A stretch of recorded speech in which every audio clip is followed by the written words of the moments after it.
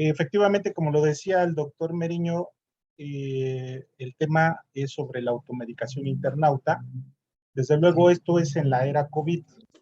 Eh, es un escenario en donde la sobresaturación de información generó que las personas buscaran alguna respuesta, alguna alternativa a los padecimientos que muchas veces no estaban del todo claros, si era COVID, si era una simple gripa, si era influenza. Entonces se generó a través de las redes mucha información ficticia, no comprobable, en donde las personas acudían con supuestos líderes de opinión o expertos y se generaba este fenómeno de la automedicación. Bueno, el objetivo es entonces analizar esto de la automedicación internauta, revisar algunas pautas, algunos indicadores, algunas dimensiones de este fenómeno. Y esto pues lo hicimos en una muestra de practicantes y servidores sociales.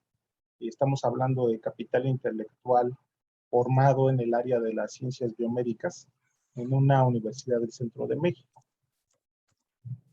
Desde luego todo esto es con relación a la COVID y otras enfermedades que estuvieron asociadas y que la información ficticia pues generó confusión acerca de alguna respuesta inmediata a la mano que tuvieran las personas para poder enfrentar el problema. Bueno, en el caso de las cifras de muertes, de fallecimientos, vemos que para el año, estas son cifras del año 2021, casi al final del 2021, vemos que quienes lideraban estos fallecimientos, pues son zonas en donde, en términos de cuestiones mediáticas, en términos de redes sociales, son también líderes. Es decir, estas noticias falsas se diseminaron más rápidamente en países con acceso a Internet, con redes, bueno, afiliación a redes sociales y en definitiva aquellos países que no tuvieron esas ventajas, pues no se pudo diseminar del todo las noticias falsas. Bueno, a partir de esa problemática, entonces, planteamos este marco teórico que es muy propio del área de las ciencias sociales, específicamente del trabajo social. Hace un momento el doctor Meriño hablaba sobre el doctor Carrión, doctor Javier Carrión Guillén, que es un emblema en la Escuela de Trabajo Social en la UNAM, y él, junto con otros colegas, pues hizo posible este marco teórico en donde para entender el fenómeno de la automedicación a partir de las noticias falsas, pues construimos esta serie de propuestas que nos llevan finalmente a entender el fenómeno. Empezamos con la primera, que es la cuestión laboral. Tomemos en cuenta que estamos analizando capital intelectual, capital humano, que se está formando en el área de las ciencias biomédicas y que ellos, no obstante la formación que tienen, no obstante los conocimientos y las habilidades que poseen, fueron víctimas de las noticias falsas. Entonces empezamos con la primera, que es la cuestión laboral, en donde apreciamos que el fenómeno de la COVID-19 generó expectativas de riesgo. Al momento en el que se fue desarrollando la pandemia, el capital intelectual, los estudiantes, los talentos, tuvieron una encrucijada. El de continuar con su formación o el de quedar en confinamiento y distanciamiento social, que es, digamos, la estrategia principal que se llevó a cabo antes de la llegada de las vacunas, de la inmunización de las personas. Por consiguiente, ellos se enfrentaron a esta cuestión laboral, es una disyuntiva de presentarse a trabajar exponiéndose a los riesgos. Ya vemos que hablando de cifras o de datos, México fue el país, o es más bien el país con más contagios en personal capacitado, en capital humano biomédico, con respecto a otros países. Entonces, ante ese panorama, pues los estudiantes, los talentos, se vieron en esa necesidad de elegir entre ir a sus prácticas profesionales, su servicio social, o quedarse en sana distancia y confinados. Esta cuestión laboral nos llevó entonces a un hecho laboral, que es de qué manera los talentos pudieron recabar la experiencia suficiente para poder tomar esa decisión de seguir o continuar con su formación profesional, su formación también laboral. Este hecho laboral nos llevó entonces a un escenario de dominación laboral. De acuerdo con Pierre Bourdieu, las personas que están en formación profesional, como es el caso de los talentos, el capital intelectual, ellos están en una encrucijada, no solamente por esta cuestión de la COVID, sino en una encrucijada en términos laborales. Por un lado, ellos tienen la posibilidad de formarse, de especializarse, capacitarse, de tal manera que puedan ser ellos un ícono, ser independientes, producir su propio conocimiento, pero también están en la disyuntiva de continuar reproduciendo las diferencias académicas, laborales que prevalecen. Entonces, esa cuestión de dominación laboral nos permite explicar por qué algunos estudiantes decidieron suspender sus cursos, su formación, y por qué algunos otros decidieron reproducir las diferencias que había en términos de jerarquías, en términos de información, de diseminación de conocimientos.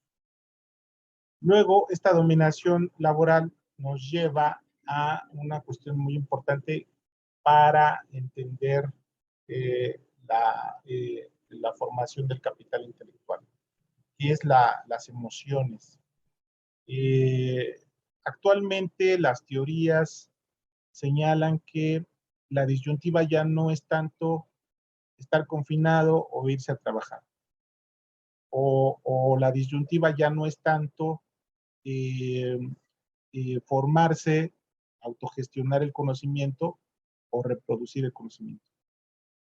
Las nuevas teorías nos señalan, digamos que de 10 años a la fecha, estas nuevas teorías nos señalan o nos hablan de que la disyuntiva es o tengo una formación laboral en un sentido emotivo, de inteligencia emocional, o bien tengo una formación laboral sin esa inteligencia, sin esa emotividad laboral. Y bueno, pues las consecuencias son muy palpables. Los profesionistas que desarrollan una inteligencia laboral, por ejemplo, tienen menos estrés, desarrollan relaciones durables de colaboración, de confianza, de empatía, de compromiso. En cambio, aquellos profesionistas que no logran tener esa inteligencia emocional en el trabajo, pues sí se enfrentan a cuestiones de estrés, de mobbing, de burnout. Entonces, esas son como las grandes diferencias y las teorías han avanzado en el análisis de esa disyuntiva. Formarse profesionalmente con o sin la inteligencia emocional que se requiere, porque finalmente quienes son profesionistas de la salud, los talentos que se están formando, pues tienen contacto directo con las personas. Y ese contacto directo con las personas, pues las lleva a generar diferentes niveles de estrés o de cansancio, agotamiento o de frustración, en todo caso. Bueno, entonces esa emotividad laboral pues, nos abrió el camino para el análisis de las relaciones laborales Ahí prácticamente estamos hablando de cómo se van conformando las redes de conocimiento, las redes de confianza, las redes de compromiso, las redes de emprendimiento al interior de una organización o de una institución. Y lo interesante de toda esta cadena que estoy explicando es el compromiso laboral. De acuerdo a los estudios que hemos hecho, el principal factor de competitividad, de satisfacción, incluso de felicidad laboral, está en el compromiso. Y el compromiso, bueno, pues es el resultado de toda esta cadena que hemos estado explicando en un profesionista que se forma con un sentido de compromiso, pues desarrolla la inteligencia emocional, eh, toma decisiones a favor de su grupo o de su gremio, eh, tiene un pensamiento incluyente, es una persona que toma decisiones a favor de quienes están en alto riesgo. Entonces, el compromiso laboral se convierte en el factor a analizar para estos menesteres que estamos analizando. Y bueno, pues si pudiéramos continuar con la cadena, al final de esta cadena estaría la automedicación internauta, no como un efecto del compromiso laboral, sino como resultado de no desarrollar ese compromiso laboral. Bueno, vemos qué es lo que tiene el estado del arte. Investigaciones pues, del año pasado nos hablan de que la automedicación internauta está muy relacionada con las condiciones laborales, de tal manera que quienes trabajan horas extras, quienes tienen un mayor agotamiento, aquellas personas que finalmente están en un cuadro de estrés, de burnout, de móvil, pues van a desarrollar más esta automedicación internauta. ¿En qué consiste? Bueno, pues puede ser en recibir o dar por válida información que no es verificable, que es noticia falsa, pero también eso los lleva a ellos generar una especie como de autorrespuesta a la situación en la que se encuentran. Y esa autorrespuesta pues los lleva a una mayor propensión a riesgos. Recordemos que hay dos elementos fundamentales en salud, son los accidentes y son eh, son los accidentes, son las enfermedades. Bueno, entonces, el año pasado se recupera esa información. También otro estudio interesante nos habla de algunos factores asociados a la automedicación internauta, que son las dimensiones sociales, sectoriales, académicas, formativas, familiares, profesionales y personales. Estas dimensiones pues, nos dicen que si en el seno familiar es muy habitual la automedicación, pues esto se va a extender a otros ámbitos. Y finalmente hay un estudio de Bernal y colaboradores. Nos hablan de que la automedicación está asociada, aquí hay un error, dice, a las buenas prácticas laborales, más bien a las prácticas laborales de riesgo. Entonces, este cuadro de la automedicación internauta, el estado del arte de un año a la fecha, pues nos dice que es un fenómeno, la automedicación internauta, un fenómeno que emerge de la pandemia. Por consiguiente, bueno, pues las preguntas que nos hacen, bueno, la pregunta que nos hacemos es si esta literatura que reporta la automedicación y sus dimensiones será diferente a los análisis y las observaciones que realizamos en la muestra de estudiantes. Por principio de cuentas, diremos que existirán diferencias significativas, dado que la organización o la institución donde se hizo el estudio, pues es un ámbito en donde convergen una serie de factores que esto haría diferente su estructura respecto a la literatura que se ha reportado en otros ámbitos. Bueno, entonces, esta es la parte del método. Es un estudio transversal, psicométrico y correlacional. La muestra fue de 100 estudiantes que, como lo había mencionado, pues están en formación profesional y que pertenecen a las carreras o licenciaturas de trabajo social, de enfermería y psicología. El instrumento que se utiliza es justamente el instrumento que construyó el doctor Javier Carrión hace un año y que incluye 21 reactivos, los cuales están explorando, analizando las dimensiones social, comunitaria, institucional, laboral, académica, profesional y personal. Todos estos reactivos tienen opciones que van desde 0, nada de acuerdo, hasta 5, bastante de acuerdo, y que de acuerdo con la literatura, bueno, pues oscilan entre 0.70 y 0.795, lo cual nos indica que si nosotros aplicamos este instrumento en otras muestras, por ejemplo, de América Latina, bueno, pues vamos a obtener resultados similares. No habrá muchas variaciones, salvo en aquellos contextos en donde efectivamente la automedicación o no exista o se conozca de otra manera. Luego, entonces, el procedimiento pues, fue contactar a los estudiantes a través del correo institucional, invitarlos a llevar a cabo la encuesta en línea.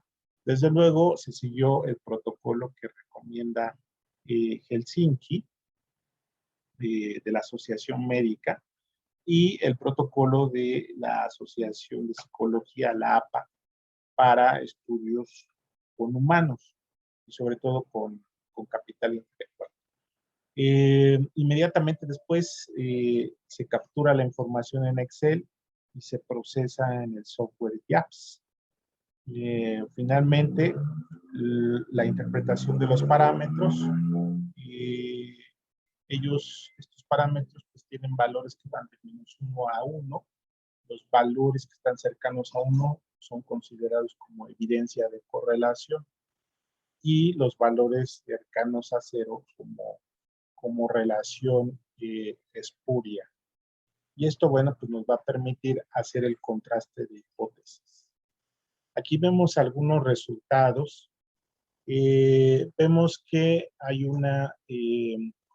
este parámetro de Kaiser-Meyer-Olkin que permite el análisis de factores. Nos dice, prácticamente nos da una luz verde para decirnos, pues adelante con el análisis principal. Este es un análisis preliminar y este parámetro pues tiene esa característica de indicarnos que de acuerdo a los valores que arroja, pues prácticamente nos está diciendo, salvo este reactivo 1, nos está diciendo que todos los demás pueden realizarse análisis factorial. Y también lo mismo la prueba de Bartlett nos dice que al ser significativa nos da también la señal de luz verde para continuar con el análisis. Bueno, aquí tenemos más resultados. Aquí ya tenemos el análisis de los factores. Son 3 factores predominantes. Y tenemos también que el resultado de la chi cuadrada, que es la que compara las dimensiones. Nada más que recordemos la chi cuadrada cuando la muestra es mayor a 100, empieza a comportarse de una manera muy significativa, entonces se tiene que recurrir a otros parámetros como es la bondad de ajuste y también los residuos. Y bueno, pues estos también corroboran el resultado de la chi cuadrada. Quiere decir esto entonces que la automedicación pues tiene tres factores, tiene tres elementos centrales y que es posible hacer análisis con estos tres componentes principales. Aquí vemos ya de una manera más eh, detallada, vemos cómo se comportan estos tres factores. Las líneas en rojo son líneas negativas, las líneas en verde son líneas positivas, son relaciones positivas.